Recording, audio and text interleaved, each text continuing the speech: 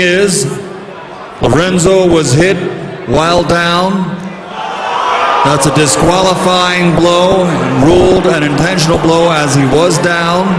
The fight comes to an end. The winner by disqualification, Francisco Lorenzo.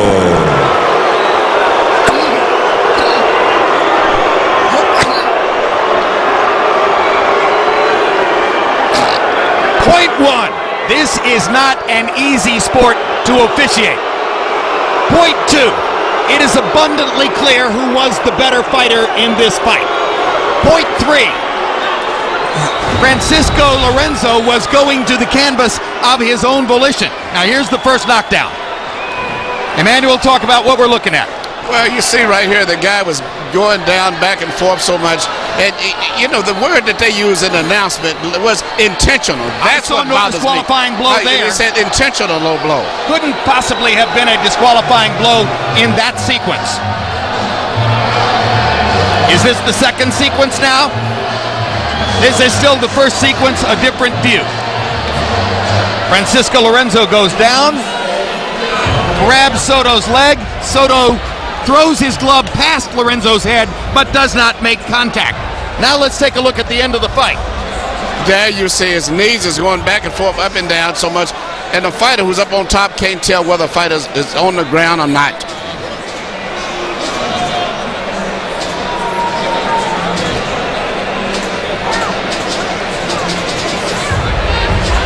At what point did Soto make contact with Lorenzo while he was down? We didn't get to it yet.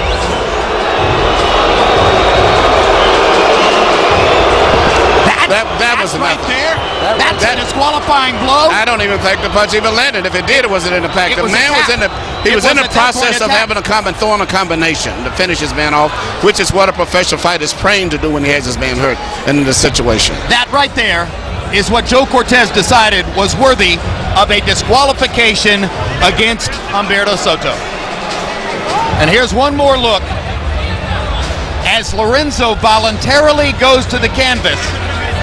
First, Cortez pulls the fighters apart for no apparent reason, then pulls them apart again for no apparent reason. Seems to be trying to stop the fight.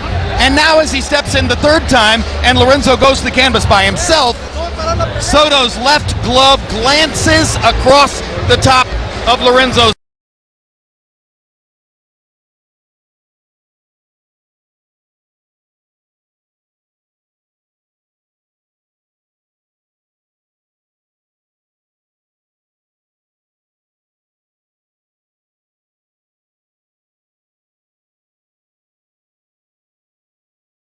Tonight, we're at the Mandalay Bay in Las Vegas. We've had a controversial end to our second fight of the night. Joe Cortez, the man at the centre of the controversy, and we can hear from the legendary referee himself right now. Man of the hour. Joe, very, very confusing outcome of this fight here. Now, tell us exactly why it was ruled the way it was and who made the call. In the dressing room, I tell the fighters, and I refereed over 150 world title fights, I tell them, if you hit your opponent while he's down, it's going to cost you points or you may be disqualified. Obviously, you saw the fighter was actually taking a pounding. Had he not hit him while he was down, the fight would have been over. But he hit him while he was down. And the rule says, you hit him while he's down, it's going to cost you points, he may be disqualified. I had no choice but to disqualify the champion. All right, now you guys had a long conference over there. You know, the athletic commission guys were there, the WBC supervisor was there. What kind of things were being discussed? Well, you know, the doctors, we want to know what the doctor has said. Was he able to continue because of the blow to the head? And obviously the fighter was, you know, it was hit pretty hard behind the head. And, you know, as a referee, safety comes first. If I let the fight continue and something happens to that fighter, then they're going to say, Joe, why you let it continue after he got hit with the way he was, and he was obviously already hurt. So, Joe, did you recommend to them that Soto be disqualified, or was it a group decision? No, that's a ruling. It said the rule says if you hit your opponent while he's down, then of course you point, or you may be disqualified. There's no wiggle room on that. There's no wiggle on that. All right, because it appeared that Lorenzo went down voluntarily to avoid punches at one point. Is that when the punch with the punch behind the head was landed? Well, you know, I have to look at the replay to see if he went down on his own, but he went down from a combination of punches, whether it was late reaction or whatever, he went down. When the man goes down, you can't hit it while he's down.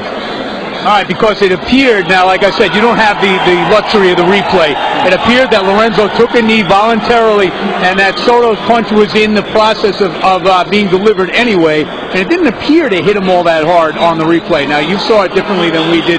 It seemed to you like it was a deliberate hard punch. Well, from my angle, it looked like a hard punch, and obviously he reacted to it, and from where I was, my angle, the position where I was at, he got hit behind the head. All right, Joe, thanks so much for giving us the time. Thank you, and remember, safety is first. Absolutely right. Joe Cortez, the referee here.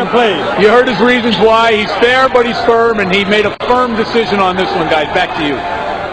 So Joe Cortez making a fair but firm decision. What did you think? Steve Bunce doesn't agree with that. Firm. Andy, let me just tell you one thing. First of all, Joe Cortez says, and I quote, I had no choice. I had no choice, had to disqualify him. And from my angle, it looked like a hard punch. If you had no choice, you had to disqualify him. And if it looked like such a hard and devastating punch, two things, and Wally Matthews mentioned it earlier in the commentary. Why wasn't the ring flooded with medical staff attending to a guy who'd been hit on the back of the head? And secondly, Joe did have several choices, because he went and spoke to every single body at ringside. He was like a prostitute working in a room full of oil billionaires. He went and tapped up everybody. He had a chat with everyone at ringside. He needed someone to clarify what he clearly missed. He messed up. He made an absolute mistake. He intervened in the fight at one point, and then he stood back, and then when the guy goes to his knees, he takes a second and a half to get there. You can't leave a guy like Humberto Soto. You can't give him a second and a half when his blood's pumping, quite literally. Joe Cortez made a terrible, terrible error there, a bad call, and he's trying to front it out. But sadly, we can watch it, you can replay it, you can just keep watching it. He made a mistake. And to say he had no choice is rubbish, because he would disqualify him straight away. Let me tell you something, when you disqualify, when a guy gets disqualified in this country for a deliberate headbutt or a low blow, it's over. When he's on the floor, or you hit someone on the floor, the referee goes bang like that. You don't leave him in the corner bleeding and writhing around, looking like a bull that's been killed in a Madrid bull rink. That was disgraceful and stupid refereeing. And I tell you what, I don't think Joe Cortez should take charge of another big fight again, because he looks like an old man and his reactions are those of an old man. You take it away now, Andy. Don't sit out the fence there, Steve.